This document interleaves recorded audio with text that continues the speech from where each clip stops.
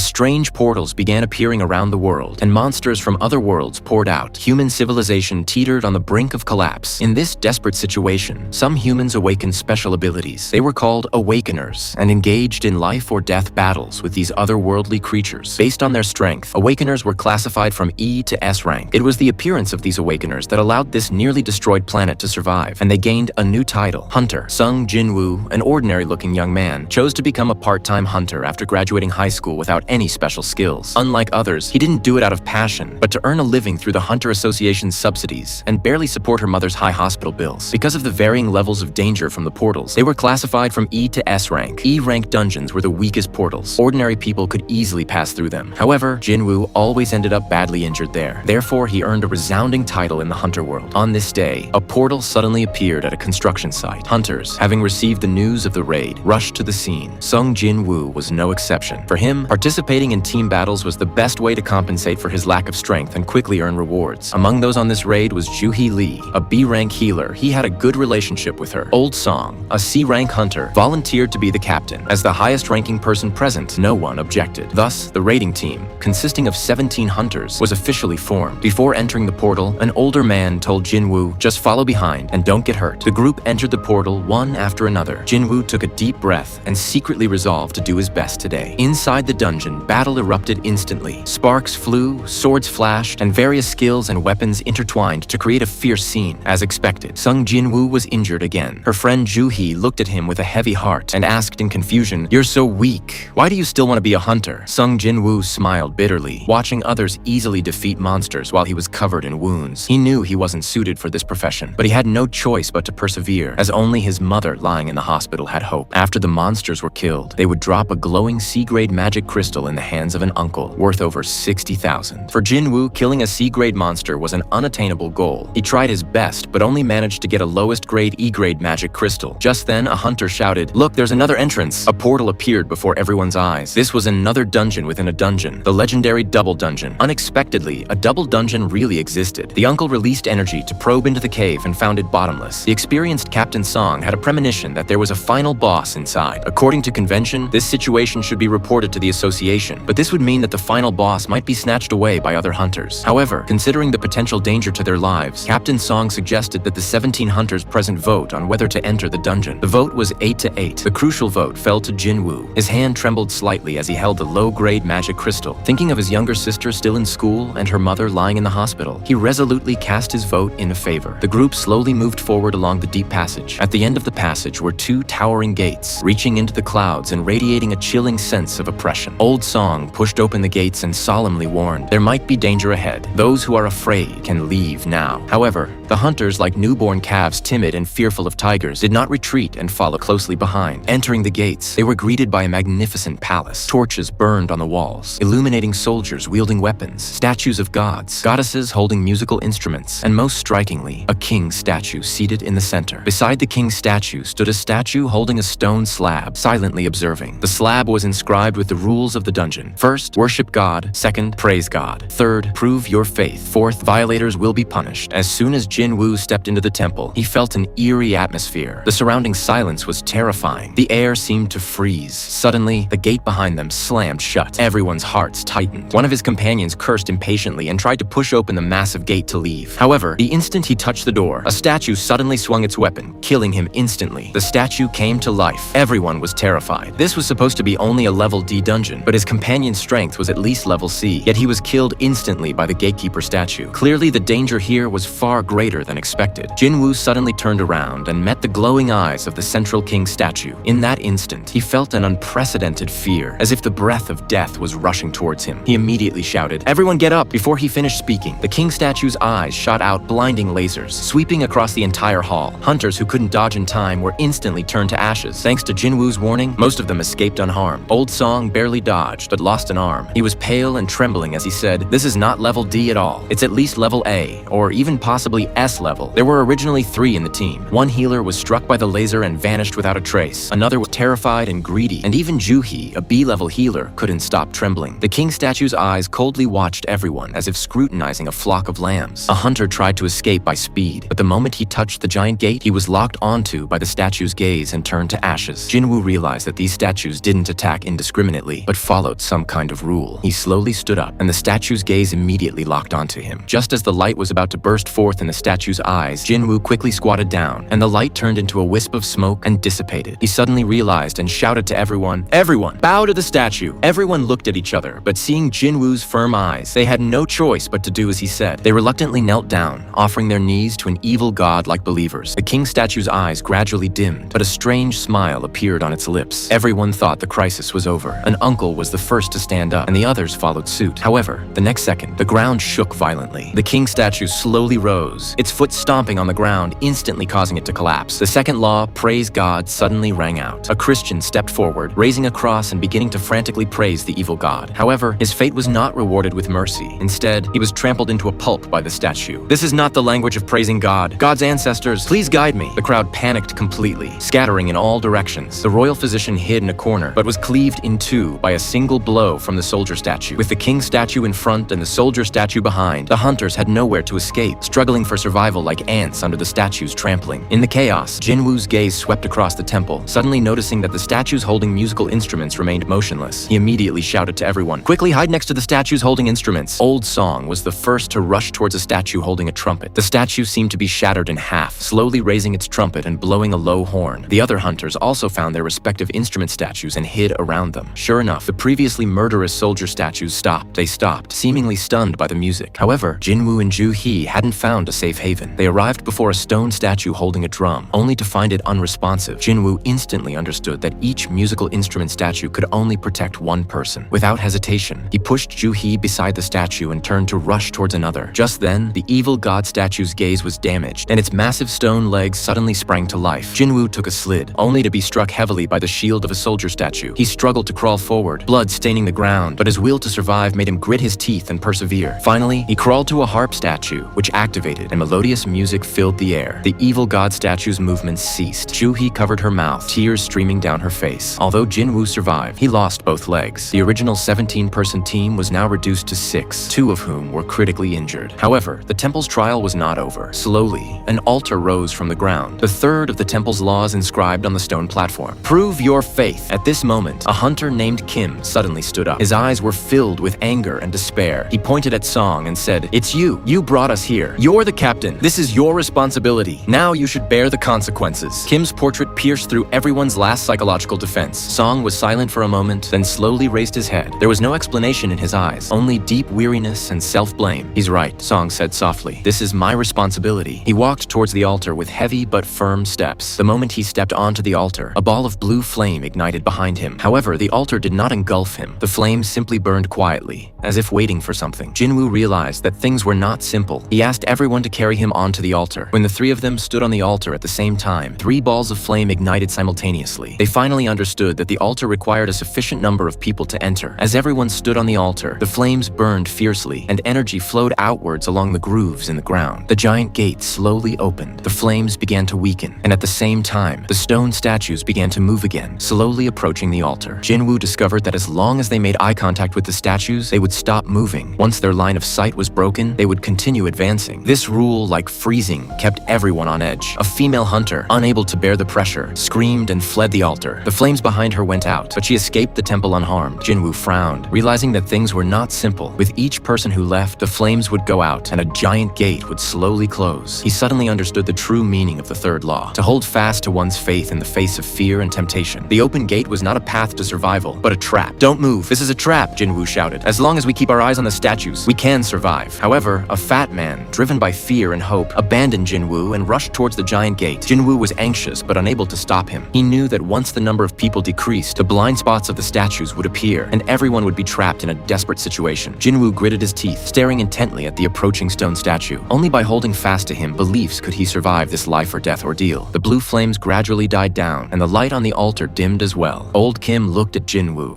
his eyes filled with complex emotions. This weapon of human evil, which he had once despised, had now become their only hope. Jinwoo solved the temple's riddles, leading everyone back from the brink of death time and time again. Old Kim knew that without Jinwoo, they would have died long ago under the statue's blade. However, fear ultimately triumphed over reason. Old Kim glanced at the gradually closing giant gate, gritted his teeth, and whispered to Jinwoo, "I'm sorry, I still have family. I don't want to die." After saying this, he rushed towards the giant gate without looking back, completely ignoring Jinwoo's heart-wrenching heart-wrenching cries. Another flame of life on the altar went out. The statue, now unsupervised, began to move slowly. Heavy footsteps echoed in the empty temple, like a countdown to death. Old Kim's departure made the situation on the altar even more critical. Those who remained would face even greater danger. Only 3 remained on the altar: Jinwoo, Song, and Joo-hee. Song now fully understood the meaning of the law. As long as one person remained on the altar, the door would not completely close. He glanced at Jinwoo, then at Joo-hee, who was slumped on the ground, and made a decision in his heart. "You two go, I'll stay." Song's voice was low but firm. Jinwoo shook his head and smiled bitterly. "I can't leave anymore. You take Joo-hee away." His legs had long since lost feeling, and blood stained the ground of the altar. Time was of the essence, and they couldn't think too much. Jinwoo took out the one-dimensional magic crystal he had desperately obtained from her bosom and handed it to Joo-hee, forcing a smile. "I said I would treat you to a meal. Take this and go eat something good. I will definitely come to find you when I get out of here." Joo-hee's tears welled up her eyes, and she was about to say something, but was interrupted by Old Song. His eyes were full of determination and reluctance. Then he carried Joo-hee and rushed towards the gate. Jinwoo watched them leave until their figures disappeared outside the gate before he breathed a sigh of relief. Only he remained on the altar. The statues slowly approached, their heavy footsteps seeming to strike his heart. Jinwoo struggled to his feet, gripped his weapon tightly, and pointed it at the cold, lifeless statues. Knowing he had nowhere to retreat, but unwilling to die like this, Jinwoo roared, his eyes burning with the last pimple on her face. However, reality was cruel. A colossus, wielding a spear, pierced his body. The intense pain caused him to cough up blood, but he gritted his teeth and didn't scream. The statue mercilessly lifted him up and slammed his onto the stage. Jinwoo's body was almost shattered. Blood gushed from his wounds, staining the entire stage red. Lying on the ground, his vision blurred, and he seemed to hear his sister's laughter and his mother's cries. He was unwilling, but he no longer had the strength to stand up. Just as the statue's blade was about to fall, a semi-transparent window suddenly popped up before Jinwoo's eyes. A cold, mechanical voice echoed in her mind. System prompt. You have acquired the secret mission, The Courage of the Weak. Completed. You have obtained player qualification. Accept qualification confirmation to become a player. And just when Jinwoo's heart was about to stop at 0.02 seconds, he clicked on yes. Jinwoo awoke from her coma with rapid breathing,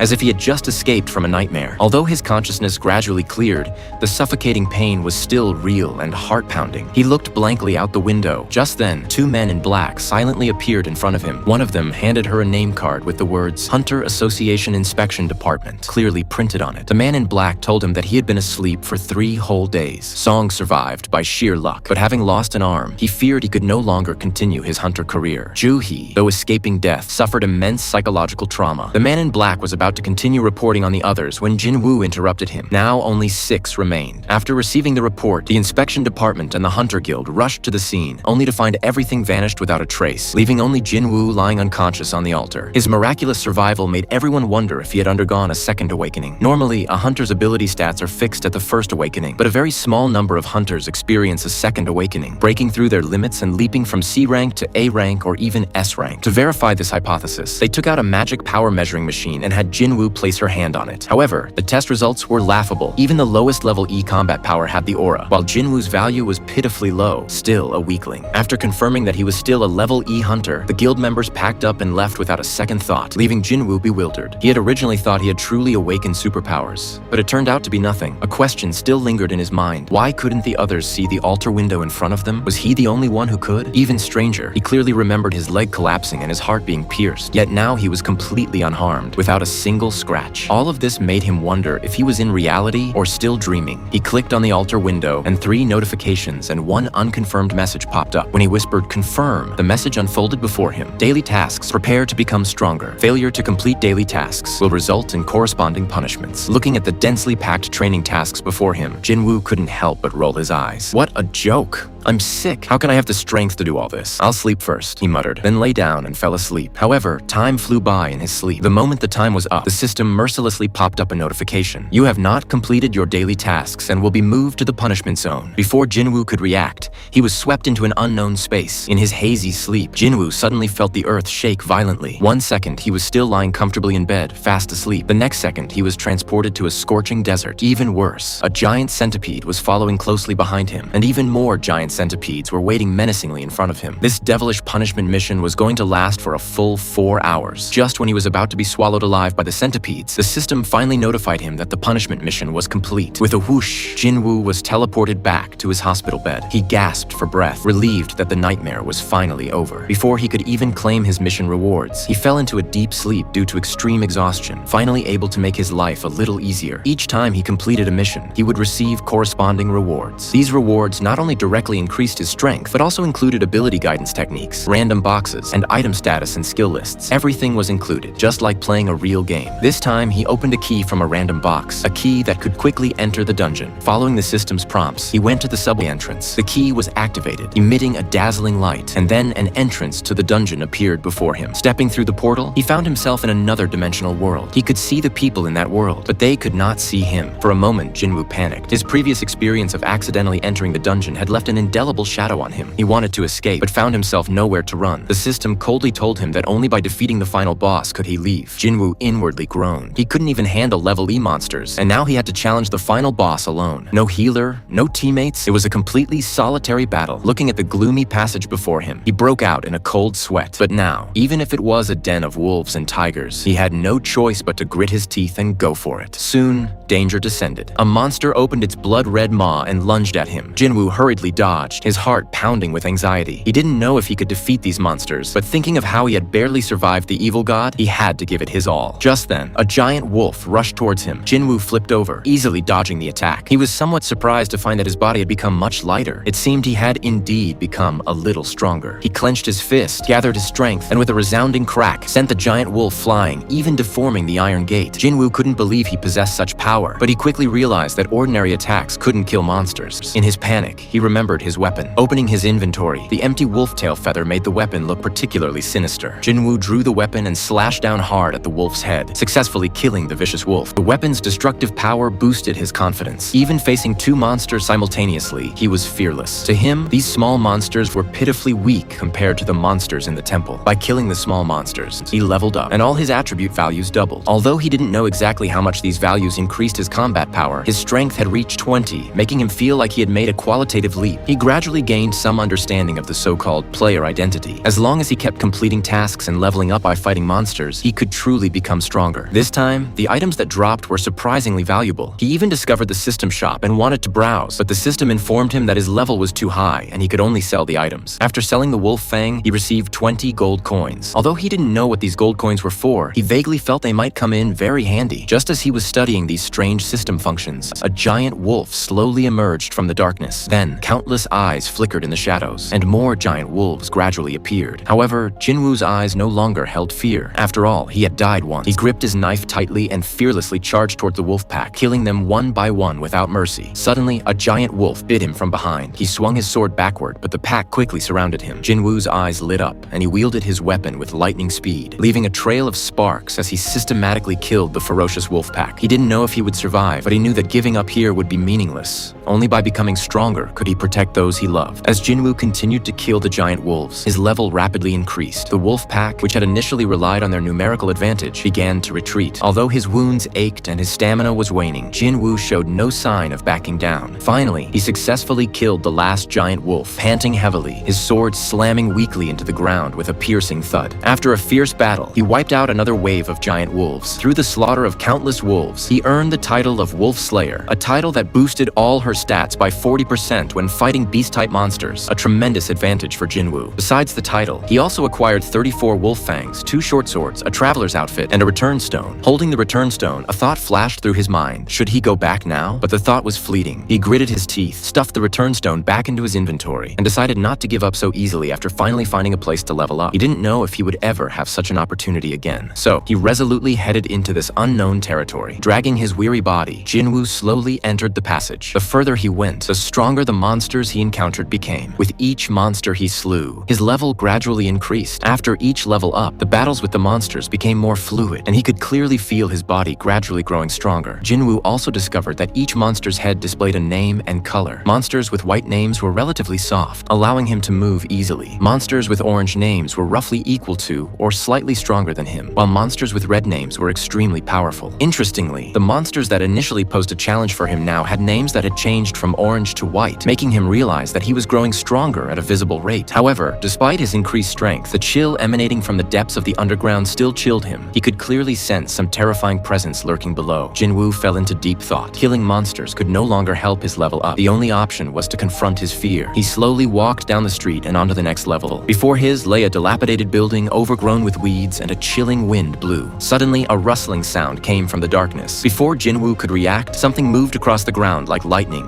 appearing in front of him in an instant. He frantically tried to defend himself with his weapon, but the powerful force sent him flying, crashing heavily against the wall. He spat out a mouthful of blood and fell to the ground. His weapon was shattered, fragments scattered on the ground. A giant snake opened its blood-red maw, revealing two huge steel teeth, spitting out fangs, coldly staring at Jinwoo. Jinwoo smiled bitterly to himself. He hadn't expected that a mere light source would make him so vulnerable, and before he could recover, something else had appeared. The giant snake lunged again. He tried to mimic its movements with his broken sword, but it was like scraping his skin. Not only did it fail to harm him, it enraged him. The snake swung its massive body, violently crashing into its surroundings. A section of its tail lashed out at Jinwoo. He frantically tried to block with his broken sword, but was thrown back by the immense force. Then the snake's body quickly coiled around him, the intense pressure almost suffocating him. He struggled to create a small space, crouching on the ground, gasping for breath. A surge of resentment welled up in Jinwoo's heart. He had thought that after leveling up so many times, he would at least have some fighting power, but he was still so weak. He understood that he had to become stronger to escape this powerlessness, to shed the title of humanity's weakest weapon. He gripped his broken sword tightly and met the snake's attack again. The sword clashed with the snake's body, producing a piercing cracking sound. Suddenly, the giant snake swung its tail, slamming Jinwoo away with a loud bang, sending him crashing heavily against the wall. He struggled to his feet. His hands trembled slightly, but his eyes gleamed with excitement. The giant serpent before him, though powerful, was insignificant compared to the evil god in the temple. Recalling the fear he had felt then, a strange feeling welled up inside Jinwoo. He leaped up, his broken knife slicing a deep wound into the serpent's body. The snake swung its head, lunging at him. He dodged backward, then pounced. He forcefully pried off the scales, fingers into its scales. The giant serpent roared in agony, dragging Jinwoo around wildly. Jinwoo gritted his teeth, using all his strength, and with a roar, he forcefully pried off the scales. With a mournful cry, the giant serpent finally collapsed. Jinwoo had successfully hunted down the giant serpent and obtained the boss's loot, a dagger called Kasaka's Fang. This weapon, forged from the giant serpent's fangs, had twice the attack power of the ones he had encountered before. It also inflicted paralysis and bleeding effects. Furthermore, he obtained a giant snake weapon of unknown purpose. Just then, a pop-up notification appeared. The final boss's defeat would restore the dungeon to its original state. Jinwoo's vision went black, and when he opened his eyes again, he was back on the surface of the real world. He gripped his new weapon tightly, understanding that this adventure was only the beginning, and the road ahead was long. Jinwoo went down the stairs to the ground floor. The surroundings were empty, without a single person, unusually quiet. Just as he was wondering what was going on, a soldier holding an AK approached and sternly questioned her. "What's wrong with you? Didn't you hear the announcement?" Jinwoo looked bewildered and asked in return, "What happened?" The soldier was about to reprimand this reckless young man when he noticed the forging knife in his hand and his tattered clothes. He immediately realized that this young man might be a hunter, and his attitude instantly became respectful, even speaking up for Jinwoo. Along the way, Jinwoo saw the scene of curtains filling the room. Broken cars lay scattered haphazardly along the roadside, and monster corpses littered the ground. It turned out a portal had suddenly appeared nearby, unleashing a flood of monsters from another world, causing immense destruction. While most of the monsters had been eliminated, one enormous beast remained, still lurking in the distance. A colossal monster roared deafeningly, and at its feet, a group of hunters fiercely attacked, surrounded by a crowd of onlookers. The crowd murmured amongst themselves, wondering what the hunters were doing,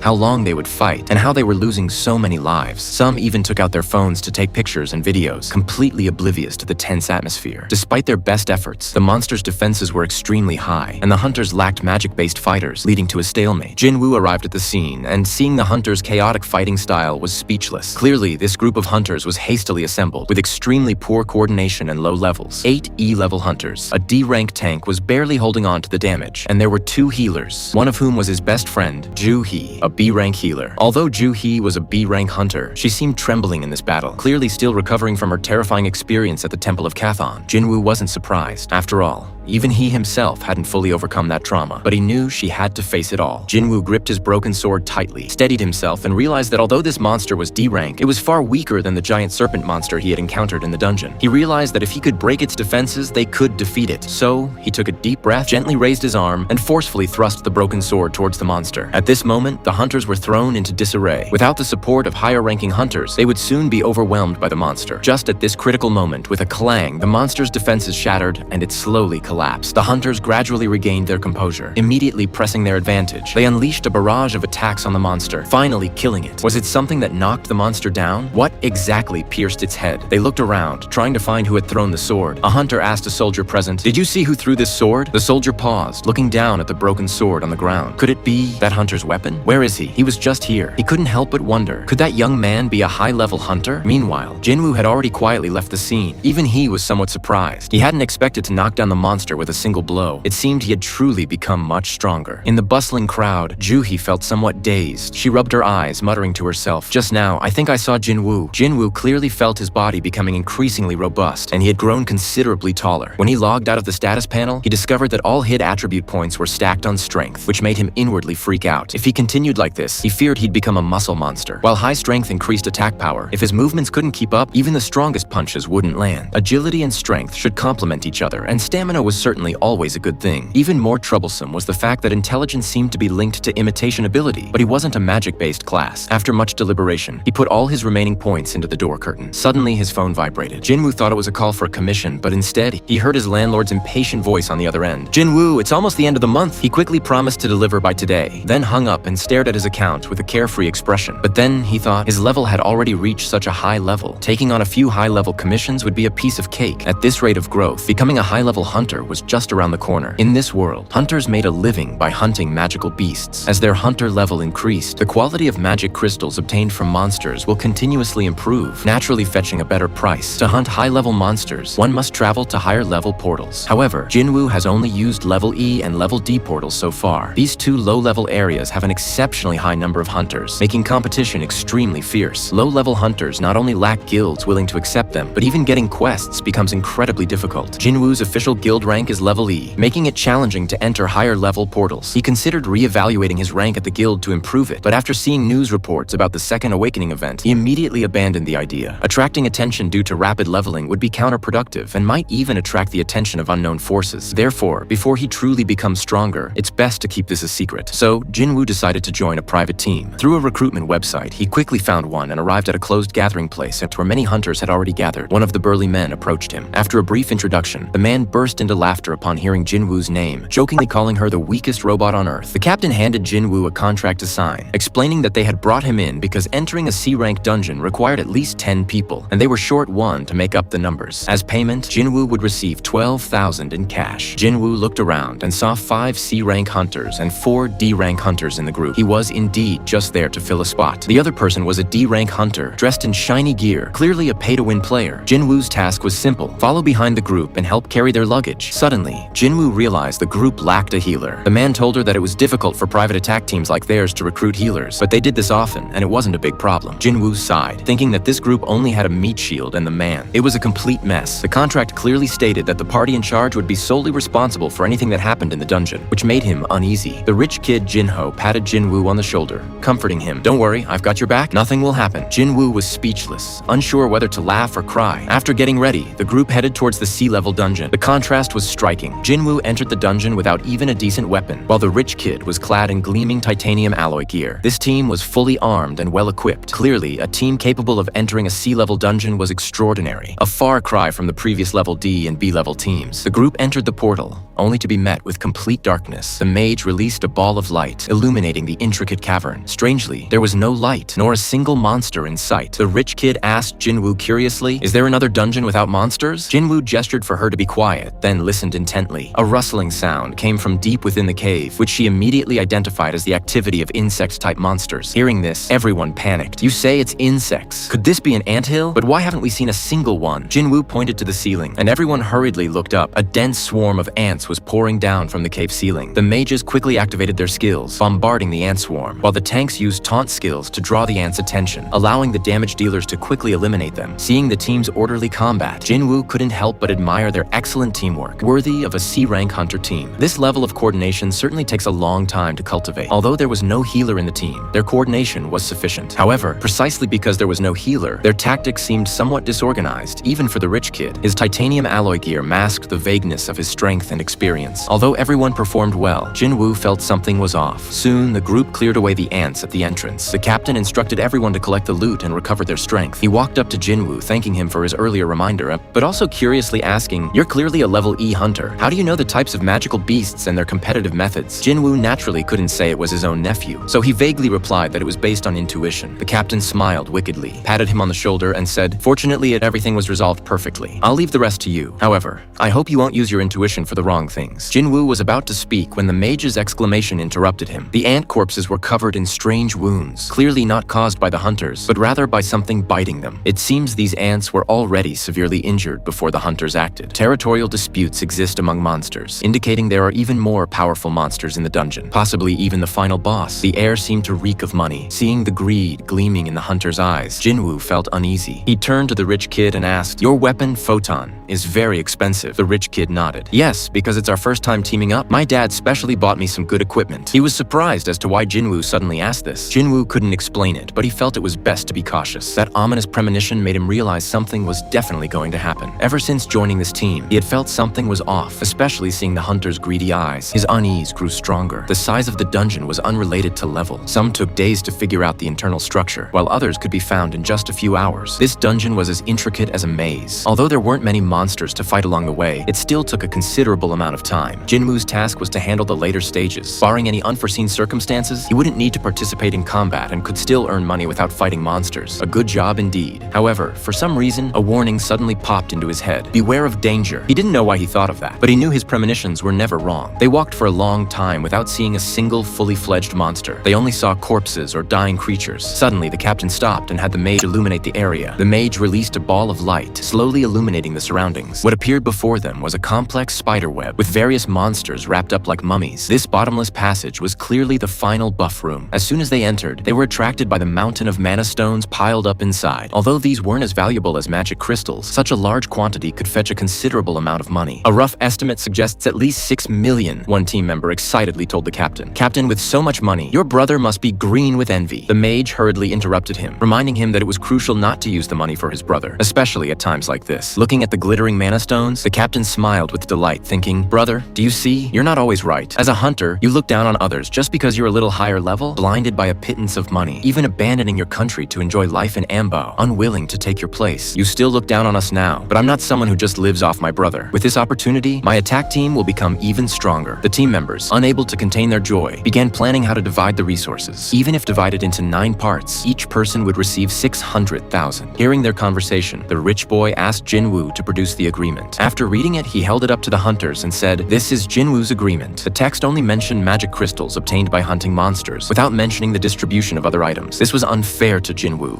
and the captain's face instantly darkened. However, he quickly put on a kind expression and said to them, "Of course, it should be distributed fairly. I know, but before that, there's something else we need to resolve first. As everyone knows, once the boss in the dark room is killed, the dungeon closes. So, before dealing with the spider boss, we must move all the magic stones out. Fortunately, the spider boss has eaten and drunk its fill and is sleeping, so now is a good opportunity to move them." He then turned to his subordinates and asked if they had brought the equipment. The subordinates answered skillfully, "No. Who would have thought there would be magic stones in a sea-level dungeon? The mining equipment is all in the truck. We didn't bring it." Jinwoo, listening to this, watched their performance with a chorus of cries. Sure enough, the group, working together, decided that Jinwoo and the rich kid would stay behind to guard the dungeon while they went back to the truck to get the equipment. The rich kid panicked immediately. "You're letting a D-rank and an E-rank guard a C-rank boss? Are you kidding me?" The captain put on a harmless expression and reassured him, "This is your first time in a C-rank dungeon. Trust me, it'll be fine. We made so much noise and he didn't even wake up. What could possibly happen?" With that, he led his men out of the spider cave with practiced ease. Watching the hunters' departing figures, Jinwoo recalled what the captain had said earlier. "We often see them like this. Since they frequently use C-rank portals, there's no need to specifically find people to fill those 2 gaps." Sure enough, after leaving the cave, the captain revealed a wicked smile and ordered the mage to block the entrance to the final explosion room. The mage also grinned maliciously. Amidst the rich kid's terrified expression, a deafening roar erupted, and massive rocks sealed the entrance to the spider cave. Jinwoo's premonition was confirmed once again. These hunters were indeed lizards in the dungeon. Being a hunter is both lucrative and dangerous. Sometimes the greatest danger isn't the monsters, but the human heart. Because dungeons are unregulated, even if an accident occurs, the outside world won't know what happened inside. Therefore, crimes frequently occur in dungeons. There's a type of hunter known as the lizards. Once they find someone in their party hindering their progress, they'll abandon that person like a lizard shedding its tail to survive. Jinwoo's keen senses gave him an ominous premonition after joining this party. Sure enough, he encountered a group of lizards. To monopolize a large amount of magic power, power. They locked Jinwoo and the rich kid in a bombardment room. Jinwoo finally understood the captain's words. "I hope you won't use this feeling where you shouldn't." It turned out they had planned all of this all along. Jinwoo touched the boulder in the betting cave. The mage's seal was indeed tight, but it wasn't enough to trap him. As long as he made up his mind, getting out wouldn't be a problem. However, the loud noise earlier had awakened the spider storm, and the hunters emerged from the portal. The subordinate asked the captain, stunned, "Is it really necessary to make it so complicated? Why not just kill them inside?" The captain snapped impatiently. "Idiot, if we fight inside and wake the spiders, we won't have time to mine the mana stones." A level E hunter known for having the weakest weapon on Earth, and a level D gold-eating hunter with absolutely no group experience. Even if they fight with all their might, they can't kill the ultimate treasure. Wait until the spiders eat them and fall asleep. Then we can take the opportunity to mine the mana stones. If that doesn't work, then we'll have to kill the ultimate treasure. But did you see that rich kid's equipment? His knife and shield alone are worth hundreds of thousands. Even if we can't take all the mana stones, we can sell his belongings for a good price. Inside the ultimate treasure's room, the spider monster opened its massive jaws, dangerously staring at its two prey. The rich kid, though terrified, still stood before Jinwoo. Jinwoo took out his dagger, calmly telling the rich kid heir, "This guy is my prey." He slowly walked towards the giant spider. Much to his astonishment, the rich kid thought Jinwoo had gone mad. Even a B-rank hunter might struggle against a C-rank Tyrannosaurus Rex. How could a mere level E hunter like him dare? He'd rather find a way to escape. The rich kid was right. Even after her second awakening, Jinwoo was still incredibly weak. This spider was significantly stronger than the two he'd encountered before. But so what? The spider monster before him didn't instill any fear in him. A smile played on her lips. To the rich kid's utter disbelief, he charged towards the giant spider, wielding the Kasaka Fox Fang. The rich kid's expression shifted from surprise to shock. In the dungeon, a very small number of hunters could control magic. If they deliberately concealed it, they could deceive the association's judgment and obtain a lower-ranking title. Such hunters were usually called cheaters, and most cheaters were deranged killers who enjoyed slaughter. Jinwoo might very well be one of them. Seeing Jinwoo's agile movements and his expression, the rich kid's legs went weak and he collapsed to his knees. Jinwoo was currently locked in a fierce battle with the spider boss, completely unaware that he had been mistaken for a murderer. He had been fighting the spider boss for some time, but hadn't inflicted any significant damage. As his stamina waned, his speed decreased. He couldn't afford to delay any longer. The only way to win was to use the short sword's special ability to stab it into the spider's body. Attacking weak points was the fundamental law of surprise attacks, and the greatest weakness of any creature was its head, with the eyes being its most vulnerable part. This monster, covered in eyes, was now oozing green venom from its mouth. Before Jinwoo could even react, the spider's venom poured down, instantly corroding the ground into pits. It seemed this creature had a trump card up its sleeve. To get close to him, he needed to close the distance even faster than he was now. Jinwoo pushed off with his feet, activating his skill Swift Step, and rushed towards the spider with lightning speed, instantly entering its blind spot, quickly dealing most of the damage and inflicting a paralysis effect. However, the spider's resistance was too strong, and the paralysis effect was quickly removed. At this moment, Jinwoo's fatigue level had reached 61. He gritted his teeth. He had to go faster. The rapid movement was causing his stamina to drop quickly. He had to break through the encirclement as soon as possible, otherwise he might collapse due to lack of strength. He leaped up, attempting to deliver a fatal blow to the spider, but the spider immediately froze him in place and struck his heart in the face. With a thud, he flew out of the woods and crashed heavily to the ground. Taking advantage of the moment, the spider extended its giant pincers, aiming straight for Jinwoo. Jinwoo struggled fiercely. The opportunity had come. Taking advantage of the enemy's momentary lapse in concentration, he activated the system, using the daily mission reward to instantly restore his stamina. He followed the spider with lightning speed, and while the spider's expression was filled with terror, he plunged his short sword into its eyes. Golden blood gushed out. The paralysis effect activated. The bleeding effect started, and the enemy's stamina was consumed by 1% per second. After a mindless barrage of attacks, the spider's health bar was depleted. With a bang, its head exploded. The upper level of the dungeon was destroyed, and Jinwoo emerged from the window. Even as a concubine, he gasped for breath. "Oh no! Luckily I didn't use up today's reward. Otherwise the consequences would have been unimaginable." The rich kid Jinho was stunned. It was unbelievable that he had actually defeated the disciplinary official all by himself. This person was indeed a cheater. The quick-witted Jinho hurriedly came to Jinwoo's side, calling him Big Boss repeatedly, and even handed him water. He even volunteered to pick up a shovel and dig for magic crystals. Jinwoo was stunned by his actions, thinking, "What's wrong with this guy all of a sudden? Oh well, he probably sees me as his savior." Just then, a loud bang came from the entrance, and the boulder was blasted open. Greedy hunter, wanting to monopolize the magic crystals, left two temporarily recruited team members in the buff room to die. However, when they returned, they were surprised to find both alive, while the spider boss had been defeated. What happened? Could it be that the spider boss, besides being fast and having a big mouth, wasn't actually that powerful? However, judging from the rich kid's luxurious equipment, defeating a C-rank boss was possible. As for Jinwoo, who was only rank E, he obviously couldn't be of much help. The boss could only be dealt with by himself. Perhaps his top-tier titanium alloy equipment. What special effects might he have? Being his enemy could be very troublesome. Moreover, they had previously discovered this kid was a well-known local tycoon. After much consideration, the captain decided to give the Jinho a chance to live, but only if he killed Jinwoo. If Jinwoo was killed, the rich kid Jinho would be an accomplice of the lizards, meaning even if he escaped alive, they would have leverage over him. If he didn't leave, they would both die here, facing these hunters who had once wanted him dead. The rich kid Jinho's face darkened. He resolutely picked up his weapon and stood on the same side as Jinwoo. Seeing the rich family, the hunters' faces darkened. They slowly raised their weapons and approached Jinwoo and the rich kid. Just then, a pop-up window appeared, displaying an emergency mission. There were people in the vicinity who harbored murderous intent towards the player, and all of them needed to be eliminated to ensure their own safety. Failure to follow instructions would result in corresponding penalties. The number of enemies to be eliminated was 8. While Jinwoo was still wondering about the sudden system mission, the mage, without saying a word, unleashed a skill at him. With a loud bang, Jinwoo was knocked back several meters, crashing heavily into. On the wall, Jinho glared angrily at the group of hunters, roaring, "You bunch of murderers!" Jinwoo, lying among the rubble, laughed self-deprecatingly. "How could I forget? This is a dog-eat-dog world, the fiercest competition. I've been numb all this time. Even though I've escaped death countless times in the dungeon,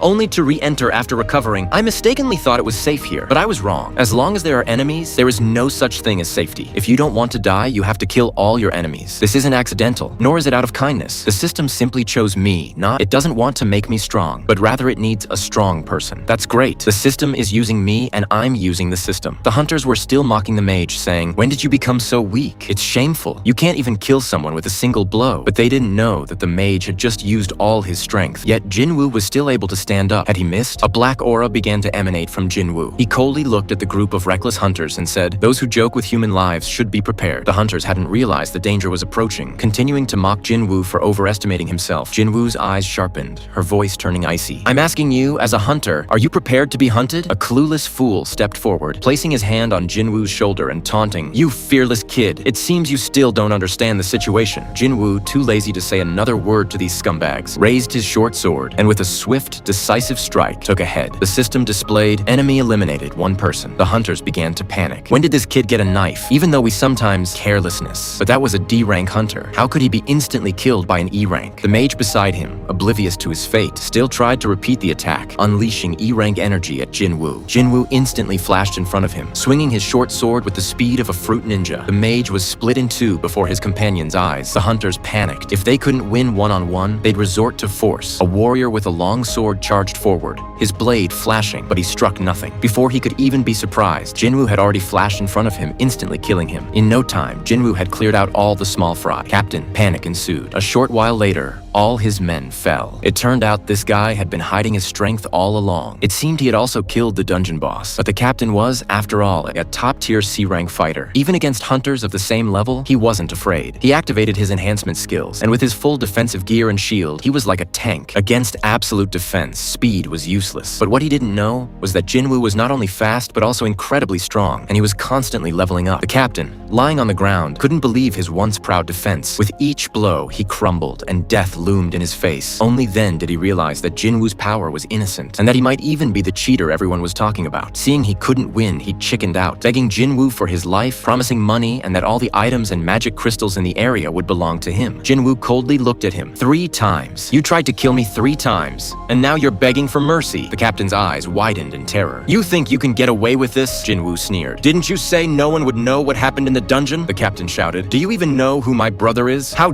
dare you? Before he could finish speaking, Jinwoo had already swiftly severed the horse, ending this scum's tragic life. With the last person successfully hunted down, the system notification read, "Enemy eliminated. Mission reward obtained. Recovery." The news of his status and ability points increasing by 10 quickly reached the Hunter Association. A subordinate handed a report to Section Chief Wu, which stated that 8 hunters had died in the C-rank dungeon, with only 1 D-rank and 1 E-rank hunter surviving. Section Chief Wu initially seemed indifferent, as it was common for hunters to desert or die in dungeons during missions. However, the subordinate's next words made him frown. They hadn't fled. On the contrary, they had even defeated the dungeon's ultimate Tyrannosaurus Rex. The subordinate continued to explain that the D-rank hunter, named Jinho, possessed high-value equipment and could potentially handle the C-rank boss. The key point was that this boss was a giant spider, not a significant threat to an experienced team. Yet 8 members had died. It was truly strange. Sensing the underlying meaning in his subordinate's words, Section Chief Wu impatiently interrupting him, "Get to the point. Don't beat around the bush." The subordinate finally got to the point. The E-rank hunter was Jinwoo from the previous dual dungeon incident. Section Section Chief Woo was somewhat surprised. He remembered that when he gave Jinwoo a specific strategy, the opponent was just a weakling, so he felt there was no need to waste time on Jinwoo. However, when the subordinate mentioned that one of the dead was Hwang Dong-soo's brother, Section Chief Woo frowned even more. After all, Hwang Dong-soo was one of the top S-rank hunters, and his brother's death in the dungeon was clearly not a simple matter. Jinwoo dragged his tired body home, casually placing fried chicken and beer on the table. He grabbed a beer, tilted his head back, and gulped down several mouthfuls. A cold sensation ran down his throat, but at that moment, the system notification sounded, and the passive skill, the courage of the weak, was automatically activated. The slight intoxication dissipated instantly. This was a reward he received upon his first clear of the dungeon: immunity to all diseases and poisons. It was precisely because of this that his lost leg was able to recover. Not even a chance to drown my sorrows? Jinwoo chuckled self-deprecatingly, casually grabbing bottles and chugging it down. However, the system quickly detected the alcohol and rapidly broke it down. He sighed helplessly. Looks like I'll never get drunk in this lifetime. Just then, his phone rang. It was that rich kid, Jinho, calling. Jinwoo hesitated for a moment, then answered. They arranged to meet at a coffee shop. Jinwoo actually had a good impression of this rich kid, Jinho. After they came out of the dungeon together last time, the other party not only gave him all the magic crystals, but also kept it a secret, allowing him to continue living a peaceful life. However, the rich kid seemed to be a madman who enjoyed killing. I want to form a private attack team, the rich kid said bluntly. But before he could finish, Jinwoo interrupted him. I have no interest in playing your hunter game. The rich kid, Jinho, hurriedly explained. As long as you raid 19 dungeons with me, I will give you a generous reward. Jinwoo looked at him coldly. Dungeons are not games. Hunters not only have to face monsters, but also have to be wary of other hunters. Have you forgotten the terrible scene last time? Or do you want to become the guild leader? The rich kid's eyes became firm. That's right. Becoming the guild leader requires raiding 20 portals. I've already done it once. As long as I complete 19 more and pass the competition, I can sit in that position. This is related to my father's. He wanted to establish a guild. Although the dungeons were dangerous, the treasures inside, magic crystals, mana stones, and even the corpses of magical beasts were priceless. Large corporations naturally wouldn't miss such an opportunity. He paused, then continued. If I become the guild leader, I can build a team of commercial hunters. My father plans to hire an S-rank hunter as the leader, and my brother as the deputy leader, operating the guild like a company. However, my brother isn't an awakened, so he can't become the leader. There will inevitably be friction between the leader and deputy leader. I need to convince my father through practical experience. The rich kid looked at Jinwoo. Instead of being sincere, you are the best candidate for building my team. You can take down C-rank bosses and C-rank hunters without taking any damage. You must be at least B-rank or even higher. Although he appeared cold, but you saved me from the spider boss and the Yellowstone hunter, and even completed a team battle with high-level hunters. Compared to those level E hunters, you brought more benefits. Moreover, you've been hiding your strength, which is perfect for conquering high-level portals. He solemnly promised. I assure you, I will keep your hidden strength a secret for life. The rich kid took a stack of documents from his briefcase and pushed them in front of Jinwoo. Jinwoo picked up the documents, and when his eyes swept over the numbers, his pupils contracted slightly. 200 million. This number stunned him for a moment. Just a short while ago, he couldn't even afford a decent dungeon weapon. Although as a special case of a second awakening, he would eventually reach S rank or even higher, at which point 200 million might be insignificant. But for him now, this was undoubtedly an astronomical figure. 19 C-level team battles, 200 million. Jinwoo put down the document and instructed the rich kid, I have a condition. Only the two of us can go in. The rich kid's face instantly turned pale and his fingers trembled involuntarily. Even a complete C-level team might not be able to escape unscathed, yet Jinwoo actually planned to go in with just the two of them. However, the guild rules stipulated that at least 10 team members were required to enter the C-level portal. The rich kid swallowed hard, but Jinwoo didn't care. He said, just use Hwang Dong-suk method and find some people to make up the numbers. Seeing that the rich kid was still hesitating, Jinwoo sighed. You still don't fully understand. As long as we two are safe, the others won't get hurt. This way, we can safely complete 19 team battles and better prove your strength to your father. The rich kid's eyes lit up. Finally agreeing,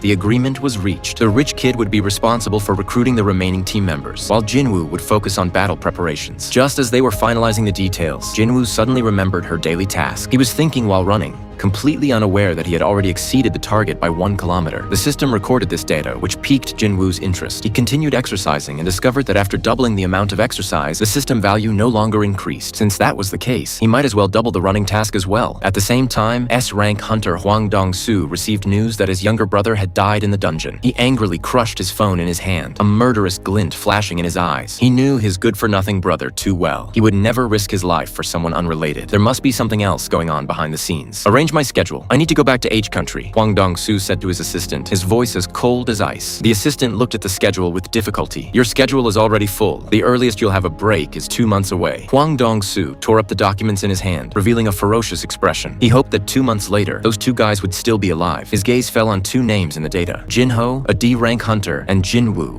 an E-rank hunter. Jinwoo had already completed his double daily tasks and unexpectedly triggered a hidden quest. The system offered 3 rewards, the third requiring a choice between 2. After some deliberation, he chose the cursed key. Following the system prompts, Jinwoo went to the designated location, inserted the key into the lock, and the gate to the Egyptian dungeon slowly opened. What greeted his eyes was a hellish scene, raging fires and scorched earth. He could sense that his chances of survival here were almost 0, but he still decided to enter. He wanted to test his combat limits, and if he encountered real danger, he would immediately use the return technique to escape. Not long after entering, Jinwoo encountered his first enemy, a red named Cerberus. His expression instantly turned serious. This was his first time facing a red named monster. One wrong move and he could perish. He gripped his weapon tightly, fully focused on preparing for this life or death battle. Suddenly, Jinwoo charged forward, rapidly wielding his short sword, inflicting multiple wounds on the monsters. He also activated the Wolf Slayer passive skill, opening. He then activated his Killing Intent skill. This series of actions seemed incredibly powerful, but in reality, it not only failed to inflict much damage on the monster, but also successfully enraged it. The 3-headed dog, dragging its enormous body, quickly pounced on Jinwoo. Jinwoo reacted swiftly, leaping onto its head and thrusting his short sword fiercely towards its eye. However, the system indicated that the monster couldn't sense the attack. Immediately afterward, the monster opened its massive jaws and bit Jinwoo hard. The force of the bite was immense, and the powerful impact directly knocked Jinwoo. He crashed into a wall, collapsing into the rubble and struggling. His stamina was steadily decreasing, and the system kept issuing warnings to help him avoid death and danger. Jinwoo used a reward to restore his stamina. He seized an opportunity, performing a 360-degree spin that twisted one of the monster's dog heads askew. Then, he quickly jumped up and used his short sword to stab the other 2 heads. He roared and unleashed a frenzied attack, finally defeating the guard dog. In this way, he leveled up several times, having obtained a key to open the city gate, a level 1 piece of equipment, and a tooth from the guard dog. Jinwoo truly felt the power of the S-rank dungeon through this battle. Even a mere gatekeeper beast could leave him in such a sorry state. With his current strength, recklessly entering an S-rank dungeon would be tantamount to suicide. Only when he became stronger would he be qualified to open the gate to the S-rank dungeon. Inside the Hunter Inspection Department building, there was a weathered-looking man. He'd heard that in the dungeon, no one outside would know what happened, so he approached the young man, slamming 10 million in cash on the table. He bluntly stated he wanted a bribe to kill someone, adding through gritted teeth that those people were like vermin, and he wouldn't pay again after taking them down. For the young man, killing a few people was no problem. Besides these so-called vermin, there might be other hunters who could enter the dungeon together. After some thought, the young man added another 500 to the originally agreed-upon price. In this world, becoming a B-rank hunter is incredibly prestigious, placing one among the high-level hunters. Major guilds would readily offer them positions. Yet this young B-rank hunter chose the inspection department, accepting a meager salary. Why? For him, killing is far more daunting than killing monsters. Coincidentally, the team that had once faced life or death trials together has reunited due to the association's summons. The transformed Jinwoo now appears mature and full of stories, while the one-armed old man, Song, though missing an arm, still showed resilience in her eyes. The gentle and timid nanny, Ju-hee, remained sweet, though now bearing the marks of time. And old Wang, who had abandoned the group out of cowardice, looked somewhat uneasy as he observed the others. The moment Ju-hee saw Jinwoo, tears welled up in her eyes. She stared at him, her face filled with disbelief, murmuring, "Really? It really is you? You really survived the evil god?" She looked at Jinwoo. His appearance had undergone a complete transformation. Even his lost leg was now perfectly intact. Shocked and filled with doubt, what secret was hidden behind this? Before Jinwoo could explain, a jumble of voices suddenly broke the silence. Several handcuffed prisoners got out of a car not far away, their faces etched with contempt and ignorance as they loudly mocked the deeply moving reunion. Just then, steady,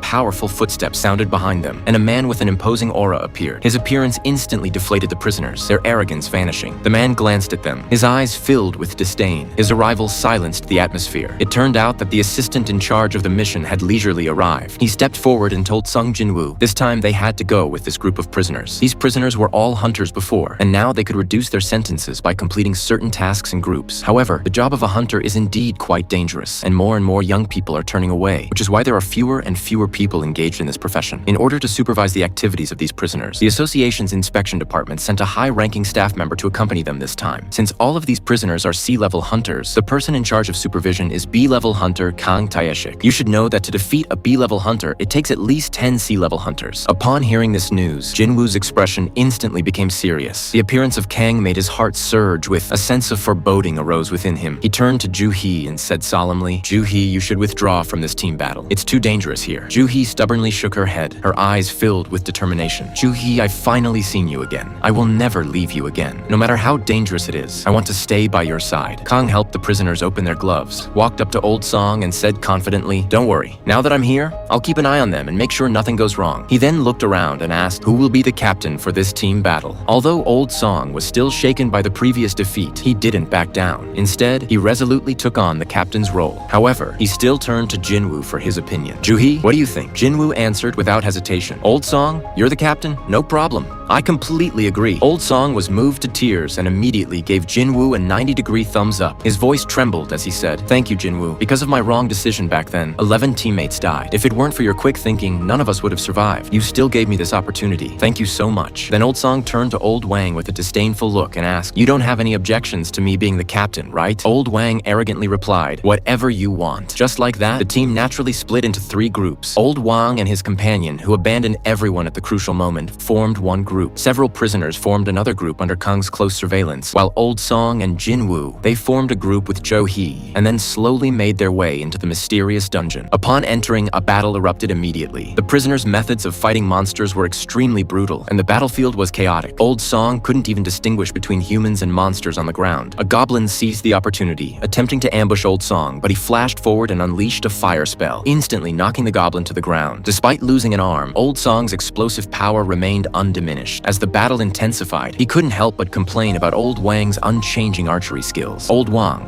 not to be outdone, immediately returned to the group, teasing Old Song that his habit of wanting to be the leader was exactly the same as before. However, what surprised Old Song the most was Jinwoo. After their last parting, Jinwoo seemed Buddha had completely changed. Both his inner temperament and outward demeanor had undergone a remarkable leap. Jinwoo was now completely at ease in battle, unlike her previous flustered state. In contrast, Joo-hee's condition was far worse. She seemed terrified when facing a green demon. Old Song felt a pang of regret, knowing that if things continued this way, Jinwoo would likely find it difficult to continue as a hunter. After clearing the mobs at the entrance, they encountered 3 forks in the road. The inspector suggested splitting into 3 groups to save time clearing monsters. He decided to take the prisoner to the right and instructed the others to come find him immediately if they discovered the final boss room. However, Jinwoo noticed a strange smile suddenly appear on Kang's face, which intensified his ominous premonition. Jinwoo vaguely sensed that the final boss was likely at the end of his path. He realized that the green demon could no longer provide him with experience points. Only by killing the final boss could he gain enough. But what concerned him even more was the unfathomable Kang. The passage Kang and the 3 prisoners had taken was quickly cleared of monsters. Looking at the ugly corpse of the green demon on the ground, in his eyes, humans and monsters were no different, just disgusting rats. He couldn't help but ask the prisoners, even if they were children, would you kill them? The prisoners looked blank, seemingly finding the question utterly pointless. Kang, however, continued to press. "From now on, you will encounter 100 children here. They will be starving and will devour you alive. Can we kill them?" This time, the prisoners answered without hesitation. "Of course we can." Kang's face darkened. Then he revealed a strange smile and said to the prisoners, "Once we leave the dungeon, I can tell the Hunter Association that you encountered 100 magical beasts here." In another dark passage, Old Wang was also attacked by magical beasts. They silently prayed that this time they would be safe and sound and not repeat the same mistake. After the group battle ended, they planned to sincerely apologize to Jinwoo, feeling deeply ashamed for their desertion last time. They understood that regardless of whether Jinwoo accepted the apology, this was a past they had to face. With this determination, Old Wang continued forward and unexpectedly discovered a hidden cave entrance. What they saw shocked them instantly. Kang was carrying out a ruthless assassination of a prisoner in the dungeon. Being a hunter was a highly sought-after yet perilous profession. The law was hard to reach, and evil bred in the shadows. Kang, a hunter who took pleasure in killing, was the master of this dark world. He enjoyed the freedom the dungeon offered, and every kill thrilled him. Just as he was ending the lives of 3 prisoners with his bare hands, Old Wang and his companion inadvertently stumbled in and witnessed everything. A hint of displeasure flashed in Kang's eyes. He swiftly drew a dagger from his waist with his left hand, ending the suffering of the prisoner in his right hand. At the same time, in another passage, Jinwoo and her companions heard screams coming from the adjacent passage. Jinwoo keenly sensed a strong killing intent. They quickly followed followed the source of the screams. Suddenly, Jinwoo felt a chill. He abruptly reached out, aiming. Jinwoo caught Kang, who was attempting a sneak attack. Kang clearly hadn't expected his movements to be seen through. A flicker of surprise crossed his eyes. He then forcefully broke free from Jinwoo's grasp. Kang had originally planned to deal with the nanny Jo-hee first, but Jinwoo's intervention disrupted his plans. However, for Kang, this was merely a temporary obstacle. He firmly believed that everyone would ultimately die at his hands, just like old Wang, who lay dying on the ground. Seeing old Wang's life hanging by a thread, Jinwoo anxiously called for Jo-hee to treat him.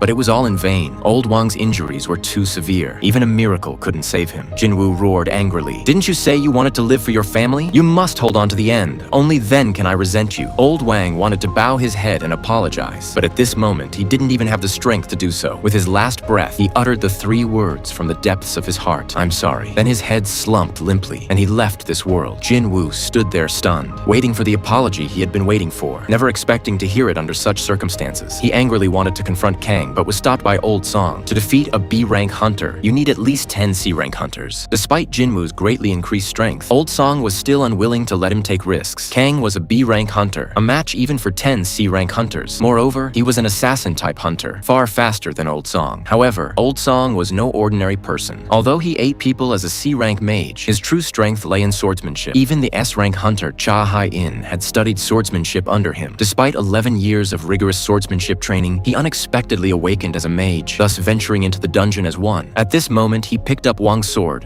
approached Kang, and had Jo-hee cast a healing seal on him. With this buff, Old Song felt incredibly powerful. Kang scoffed. "A mere mage dares to fight me in close combat?" In his view, magic that strengthens the body is useless against mages. However, Old Song deflected Kang's attack with a single sword strike, nearly cleaving him in two. Although Kang swiftly dodged, Jinwoo keenly sensed that Song's speed was almost on par with Kang's. If he were just a little faster, he might be able to match Kang's. Kang had to admit that he had underestimated Song's swordsmanship. Lao Song's sword was fast and accurate, but compared to a B-level assassin, it was still slightly inferior. Kang injured Lao Song with a single move. Although Jo-hee continuously healed him from behind, the difference in strength was too great, and Lao Song ultimately could not withstand Kang's continuous attacks. Lao Song, wounded by a tree knife, squatted on the ground in pain. Jo-hee hurriedly stepped forward, but was stopped by Lao Song's wave. Kang thought Lao Song had given up and walked up to him, raising his knife. Just then, Lao Song suddenly opened his eyes, slamming his palm into the ground, instantly unleashing a huge burst of sparks, which clamped down on Kang. This was Lao Song's final strike, but Kang still dodged it. Kang expressionlessly raised his dagger, preparing to deliver a fatal blow, but it was blocked by a short sword. Jinwoo stood in front of him, and Kang's hand trembled slightly as he angrily questioned, "Who are you? What level are you?" Jinwoo coldly replied, "I am Sung Jinwoo, a level E hunter." Kang naturally didn't believe him. How could a level E hunter possess such strength? Jinwoo's reaction speed was far beyond what a strength-type hunter could possess, let alone an assassin. The only explanation was that Jinwoo had been concealing his strength, and he wasn't a cheater, because a cheater wouldn't be foolish enough to save a witness. There was only one answer. Jinwoo was a second-stage awakener. Hearing that Jinwoo was a second-stage awakener, Lao Song and Jo-hee were stunned. From their reactions, Kang could tell that Jinwoo's awakening time was not long, yet his experience was still far inferior to that of the seasoned veteran Kang. Jinwoo angrily questioned Kang why he had done such a thing. Kang sneered, "A boss contacted me and asked me to kill someone, so I accepted the mission." He told Jinwoo that if they could keep today's events a secret, he would spare their lives. However, Jinwoo didn't believe it at all, because Kang's expression was full of murderous intent. The two started fighting without saying a word. Although Kang was more experienced and slightly faster, Jinwoo had Jo-hee's buff, and the two fought fiercely. The despicable Kang suddenly pointed his dagger at Jo-hee, but Lao Song appeared in time to block the attack. Taking advantage of Jinwoo's distraction, Kang quickly flashed to his side, causing multiple injuries. These injuries did not kill Jinwoo, but instead activated his system. This was a mature system that would automatically activate whenever someone intended to kill Jinwoo, requiring the elimination of the opponent. Otherwise, Jinwoo's heart would stop beating. For the first time, Jinwoo was grateful for this setting, because it gave him more reasons to kill Kang. Jinwoo disappeared instantly, flashing in front of Kang. Jinwoo's speed even surpassed his, so fast that he could hardly keep up. Jinwoo slashed Kang with his sword, inflicting a paralyzing effect. However, Kang's resistance was extremely high, and the paralysis effect only lasted for a short time. Suddenly, Kang's body gradually disappeared, turning into a wisp of smoke and completely vanishing from Jinwoo's sight. Even so, he could still attack Jinwoo. Fortunately, Jinwoo's perception was extremely sharp. Even though he couldn't see him, he could sense Kang's presence. This was Kang Kang's invisibility skill, capable of erasing his appearance, voice, and scent. Among assassins, only a very few possessed this rare skill, and none who had witnessed it survived. Kang slashed at Jinwoo, severing his Achilles tendon. Joo-hee was too far away to provide timely treatment. Kang pointed his knife at Joo-hee, causing him to freeze in fear. Standing there, he smiled gleefully, believing victory was assured. However, the next second, Jinwoo suddenly healed her wounds. Kang was stunned. Did Jinwoo truly possess healing abilities, or was he bluffing? Kang continued to lurk around Jinwoo, waiting for his chance. Just when he thought he had found the perfect opportunity, Jinwoo seemed to have anticipated his movements. He decided to go all out, unleashing his fastest speed and strongest power. However, Jinwoo seemed to anticipate his every attack. Just as Kang was about to reach him, Jinwoo suddenly opened his eyes and unleashed his skill. In an instant, Kang's body froze, as if gripped tightly by something. He looked up at the wooden stool below and saw a pair of giant's eyes in the darkness coldly staring at him. His body began to convulse. When he returned to reality, Jinwoo's short sword had already pierced his body. Kang had lost. However, even in his dying moments, he still wanted to know who Jinwoo really was. He had never seen a warrior who could use both healing magic and simple magic. Jinwoo coldly replied, "If I told you that I get stronger with every battle, how strong do you think I can become?" Kang saw Jinwoo's. His shadow gradually lengthened, merging with the darkness behind him. He realized that Jinwoo would eventually become as powerful as that darkness. Just a few days ago, Jinwoo couldn't even handle a level E monster, but now he had single-handedly killed Kang, a B-rank professional assassin. Every battle made him stronger, but at the same time, something within him was slowly collapsing. Jinwoo and Lao Song were rescued again because of Jinwoo. Lao Song suggested leaving the dungeon immediately and reporting the matter to the Hunter Association, but Jinwoo insisted on closing the dungeon entrance first. He wanted to deal with the final boss alone. Having just witnessed Jinwoo's strength and knowing he was more than capable of handling the final boss, Lao Song left without further ado, taking Joo-hee with him. Jinwoo then smoothly defeated the dungeon's final boss. Meanwhile, Lao Song and Joo-hee, who had left earlier, informed the staff of the inspection department about the situation in the dungeon. Soon, the personnel responsible for handling the matter arrived at the scene. Coincidentally, the person leading the team was none other than Section Chief Woo of the inspection department. Section Chief Woo was shocked by something. Kang, hired to kill, was killed in self-defense. A body should have been left at the scene, but Jinwoo and the others had closed the dungeon entrance, clearly trying to conceal something. Section Chief Woo arrived. At the scene, Jinwoo's changed appearance almost made him unrecognizable. Jinwoo also remembered this person from the inspection department, but at the time, he hadn't realized how powerful he was. The power emanating from Section Chief Woo made Jinwoo realize that with his current strength, he was no match for him. Section Chief Woo apologized to Jinwoo and the others for the trouble caused by his employees, and then directly asked who killed the B-level hunter Kang. Jinwoo felt that the fact of his second awakening might not be able to be hidden, but Lao Song stepped forward and frankly admitted, "I killed Kang." Section Chief Woo obviously didn't believe it. How could a C-level hunter kill a B-level hunter? Lao Song, pointing to the small figure behind him, he said, "I have a B-level healer to support me." Section Chief Woo was skeptical. With strong support, it was indeed possible to defeat Kang, but even Kang, a hunter of that level, was unpredictable, let alone a C-level hunter who had lost an arm. However, the truth would eventually come out if the investigation continued. He asked Lao Song to go back and assist in completing the investigation report. Before leaving, Jinwoo stopped Lao Song, curious why he was helping him cover it up. Lao Song smiled slightly and said, "Consider it repaying a favor." Section Chief Woo said to Jinwoo, "I don't think you, as a level E hunter, can kill a B-level hunter like Kang. Although I don't think it's necessary to doubt your second awakening a second time, I still have to remind you, caution is the best policy." Jinwoo didn't understand, so Section Chief Woo continued. "In the last Hwang Dong-suk attack team incident, only you and one D-rank hunter survived. Hwang Dong-suk hunters might already be targeting you. The truth isn't important. What's important is that you survived. Even the law can't restrain or punish S-rank hunters. Their existence is both a miracle and a disaster. You'd better be careful. Maybe that monster that even monsters fear is already targeting you. In the dungeon, S-rank, they exist, possessing power beyond reason, even beyond the reach of the law to restrain or punish. Their existence is both a miracle and a disaster." Jinwoo was forced to kill the C-rank hunter Hwang Dong-soo. This news reached Hwang Dong-suk, an S-rank hunter far away in Anbo. Enraged, Hwang Dong-suk decided to return to Japan in 2 months to personally confront the murderer who killed his brother. After emerging from the C-rank dungeon, Joo-hee met with Jinwoo. She lamented how much Jinwoo had changed, while she herself remained unchanged. Since surviving the attack from the evil god, Joo-hee had been trying to overcome her inner fear, but she could never shake it off. As a B-rank hunter, she should have participated in higher-level team battles, at least C-rank, but she chose D-rank and E-rank team battles instead. It was precisely because of this that she frequently encountered Jinwoo. And treating him, Joo-hee recalled when she first met Jinwoo, how Jinwoo was always injured and Joo-hee even thought he was stupid. But every time she saw Jinwoo survive, her eyes full of life seemed to say, "You must survive." However, Joo-hee could no longer follow in Jinwoo's footsteps. Joo-hee took out a magic crystal, a promise they had made in a moment of crisis. Now that the promise had been fulfilled, the remaining fee could be returned to the person involved. resolve. Juhee told Jinwoo that she planned to return to her hometown and invited Jinwoo to her place for sashimi. Jinwoo accepted the magic crystal and made another promise with her. Juhee smiled and waved goodbye. Watching Juhee's departing figure, Jinwoo clenched the magic crystal in his hand, his determination to become stronger hardening. He had to become stronger than S-rank hunter Hwang Dong-soo before he found him. As agreed, Jinwoo and the rich kid Jinho arrived at the entrance of the C-rank dungeon. The place was filled with all sorts of team members recruited by the rich kid, patients, alcoholics, and even children. Although they all possessed hunter certifications, they were unable to work as hunters due to personal reasons. However, Jinwoo didn't mind. He only needed them to stay outside and make up the numbers. The rich kid explained that the law stipulated that a sea-level teleportation portal required at least 10 hunters to enter, which was why he had called everyone over. As long as they stayed outside, each of them would receive a reward of 30,000 after he and Jinwoo conquered the dungeon. The only condition was that they couldn't reveal what they had seen and heard here. Otherwise, they would have to pay 10 times the penalty. What shocked Jinwoo was that the rich kid had wrapped himself up in oily and shiny, even spending a lot of money to hire a foreign craftsman to make a set of reinforced armor. However, Jinwoo simply poked him with his finger, and the rich kid fell flat on his face. Forget fighting, he could barely move. At Jinwoo's request, the rich boy removed his armor, leaving only a helmet. Seeing this, the team members began to discuss among themselves. These two didn't seem very capable. Could they really conquer a sea-level dungeon alone? What if they died inside? However, the team members didn't care. They had already received their deposit. One of the drunkards recognized Jinwoo. After all, the reputation of the weakest hunter on the surface wasn't just for show. The drunkard sighed, lamenting, young and reckless. A young person's momentary impulse can kill a whole group of people. Soon after, the rich kid ran out in a panic. His teammates were sweating bullets, thinking he had escaped. However, someone quickly noticed the portal was slowly closing, meaning they hadn't escaped but had successfully defeated the ultimate treasure vault. Even more shockingly, they didn't stop but continued towards the next dungeon. Today, they planned to conquer 3 dungeons in total. The teammates stared wide-eyed in disbelief. They had just finished a sea-level dungeon and were already challenging another. Just how strong were these two stamina? Who were they? Inside the White Tiger Guild building, a junior employee was anxiously reporting to his section chief that someone had spent 1.5 million to buy a sea-level portal. And the most? Recently, every time a sea-level teleportation portal appears, it's snapped up quickly, leaving our guild's hunters unable to compete. What used to cost 400,000 is now being sold for 1.5 million. Upon hearing this, the section chief immediately went online to research. He discovered that the team leader who bought the guide was named Jinho, second son of a construction group. The section chief frowned, thinking, even if it's just a hobby, this is a bit too much. Suddenly, the section chief's gaze fell on another name, Jinwoo. A flash of inspiration struck him. He immediately remembered the double dungeon incident from 2 or 3 months ago, and Jinwoo was one of the survivors. This immediately piqued his interest. Accidents occasionally occur in dungeons, and those who survive are undoubtedly lucky. However, Jinwoo survived 3 accidents in a row. The first was the double dungeon incident, the second was the Hwang Dong-suk attack team incident, and the third was the recent assassination attempt by the association's inspection department hunters. Jinwoo and the rich kid Jinho met in the second incident. No wonder he's not simple. He's the second prince of Lucheng Construction, and the chairman of Lucheng Construction is preparing to build a project and looking for capable hunters. This might explain Liu Chenghao's recent behavior. What concerns the section chief even more is that Jinwoo, as a level E hunter, was able to quickly conquer a sea-level teleportation portal. Connecting all the clues, the section chief came to a startling conclusion. Jinwoo is likely a second-stage awakener. The section chief became more and more excited. Second awakened individuals were extremely rare. Whoever could be the first to obtain this information could ignite an explosive news story. He couldn't wait to investigate Jinwoo in depth, and had even begun to plan how to use this discovery. At the same time, several monsters in the dungeon were trembling. Their enemy,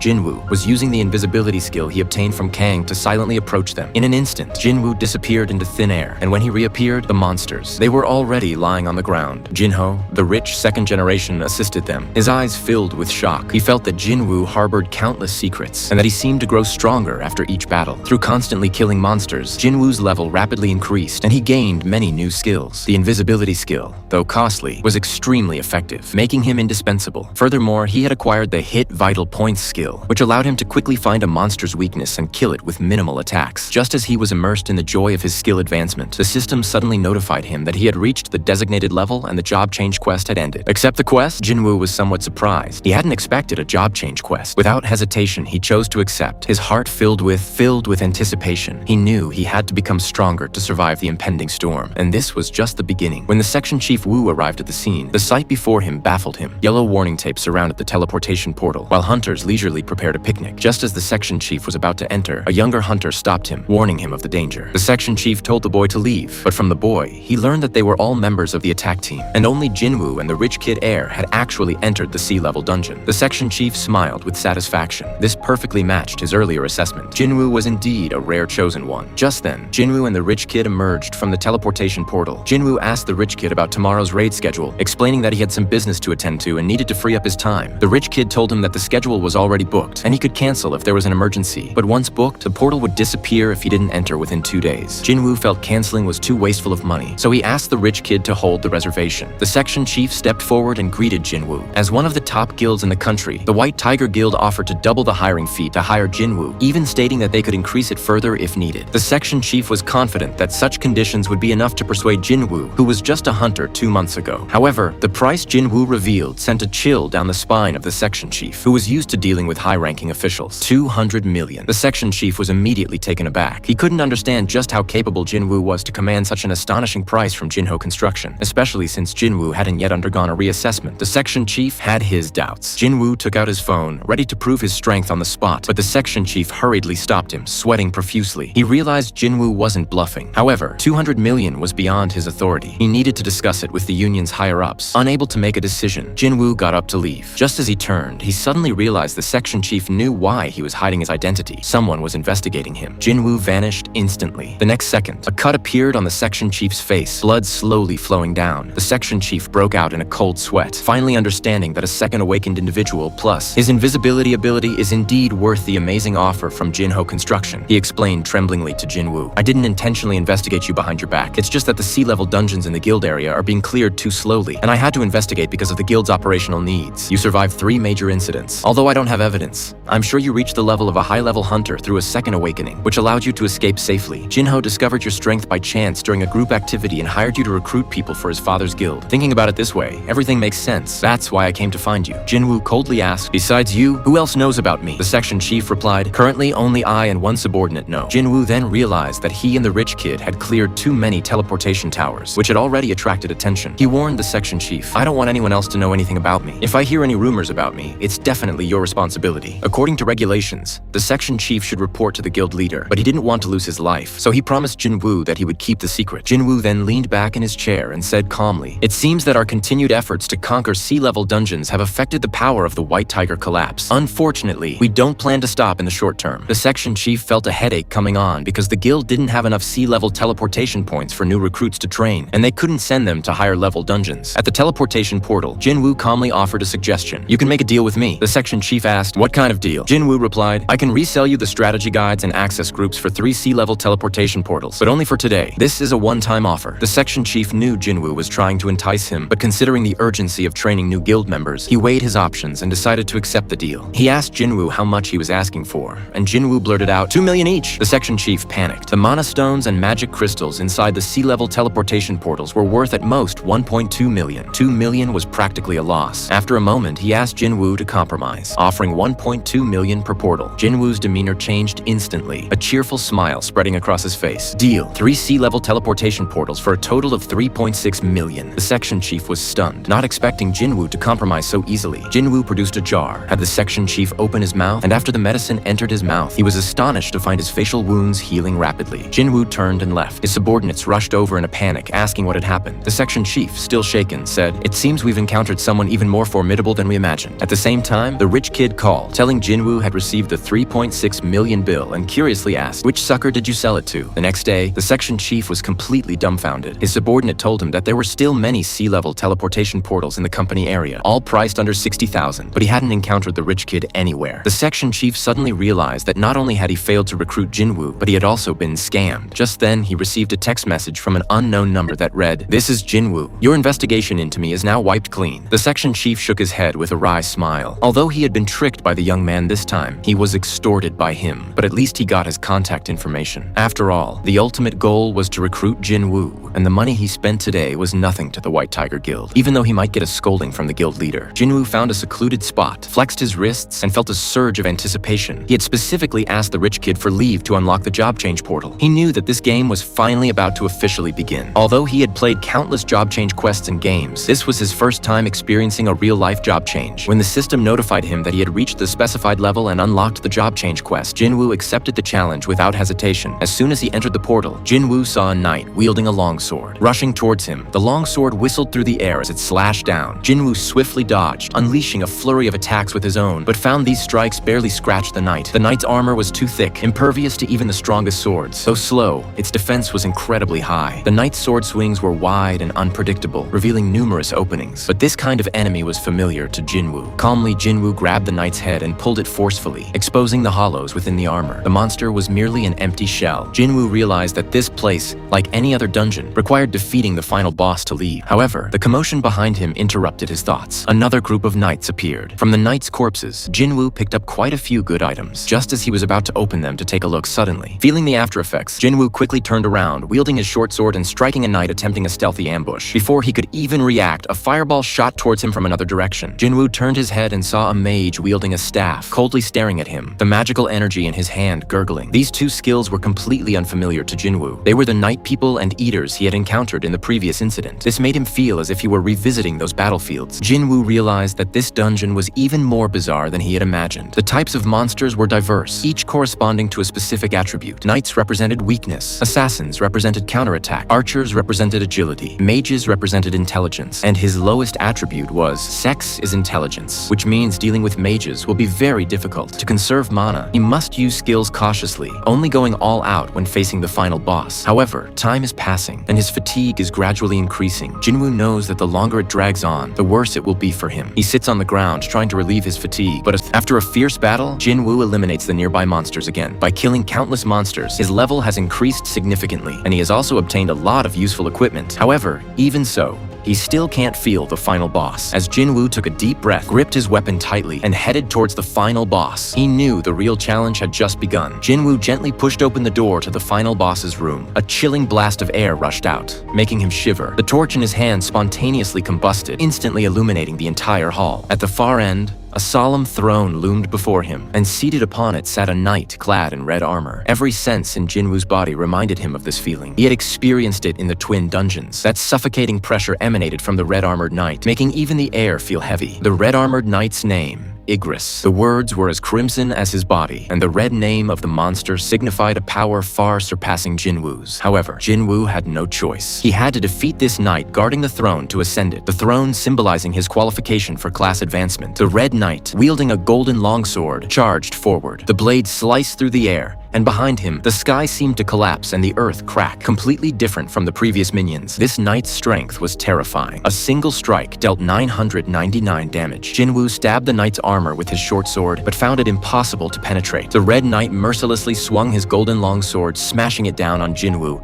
instantly creating a cloud of smoke. From the smoke, a golden flash shot out, and a longsword pierced straight at Jinwoo. It wasn't that he reacted quickly. That strike would have been enough to pierce him through. Jinwoo squatted on the ground, panting heavily, utterly shocked. This red knight was practically a hexagonal warrior. Speed, strength, and defense were all top tier. His power far exceeded Jinwoo's imagination. Realizing the short sword was ineffective against the red knight, Jinwoo simply sheathed his weapon and decided to fight with brute force. The red knight clashed swords, also planting his longsword in the ground, unfastening his cloak and tossing it aside, even throwing his dagger to the ground. He loosened his knuckles and assumed the same unarmed fighting stance as Jinwoo. Jinwoo was stunned. He hadn't expected this knight to have such chivalry, and even somewhat underestimated him. However, the red knight's unarmed fighting stance was strikingly similar to his sword strike. He quickly rushed towards Jinwoo, and before Jinwoo could react, the knight grabbed him by the neck and slammed him against the wall. The powerful impact created a dent in the wall. Before Jinwoo could recover, the red knight's fists rained down like raindrops. Amidst the chaotic sounds of impact, Jinwoo barely escaped the knight's attack range, but the pain all over his body made it almost impossible for him to stand. Despite wearing full armor, this round of attacks still cost him 500 stamina points. Without the armor, the consequences would have been unimaginable. Jinwoo realized that he couldn't defeat this knight with strength alone. Since he couldn't match the strength, he would compete in speed. As long as he was fast enough, the red knight couldn't catch him. Jinwoo quickly ran, trying to overpower his opponent with speed. However, the red knight saw through his intention and struck Jinwoo's head with an elbow. Jinwoo hurriedly blocked with his hand, and the two instantly transformed into a pair of holding hands, protecting each other with their fists at extremely fast speed. However, people can make mistakes, but machines cannot. Jinwoo was just zero in a mere 0.1 seconds. The red knight seized the opportunity and sent him flying with a punch. Fortunately, Jinwoo's passive skill, triggered when his stamina dropped below 30%, reduced damage taken by 50%,